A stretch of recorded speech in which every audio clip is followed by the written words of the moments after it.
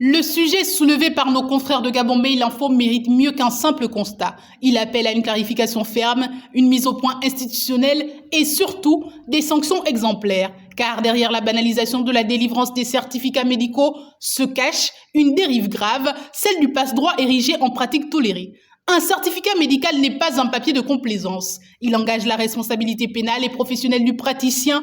Il peut suspendre un contrat de travail, influencer une décision judiciaire, justifier une absence, ouvrir ou fermer des droits sociaux. En un mot, il produit des effets juridiques. Or, comme l'a relevé Gabon Mail Info, certains certificats seraient délivrés sans examen clinique rigoureux, sans investigation complémentaire, parfois même sans véritable consultation.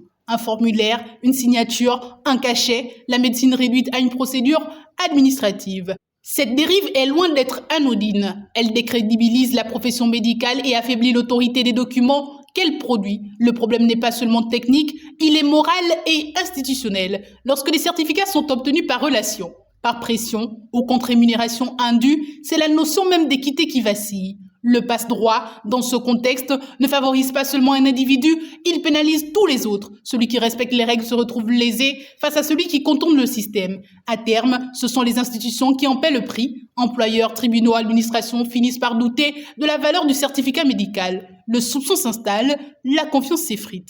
Les recommandations internationales, notamment celles rappelées par l'Organisation mondiale de la santé, sont sans ambiguïté. Tout acte médical doit reposer sur une évaluation clinique réelle, documentée et traçable. Un certificat médical doit décrire des constatations objectives, préciser les circonstances de l'examen et, le cas échéant, s'appuyer sur des examens complémentaires. Il ne peut être un service rendu pour convenance personnelle. Il ne peut être un arrangement officieux. Il ne peut être un produit négociable. La question est désormais institutionnelle. Où est l'ordre des médecins? Où est la traçabilité des actes?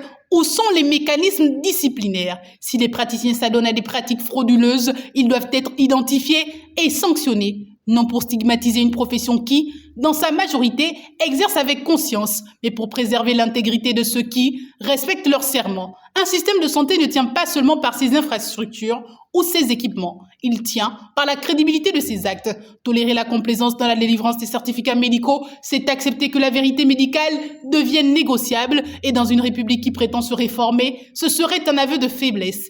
Il est temps de remettre de la rigueur là où le laxisme menace de s'installer.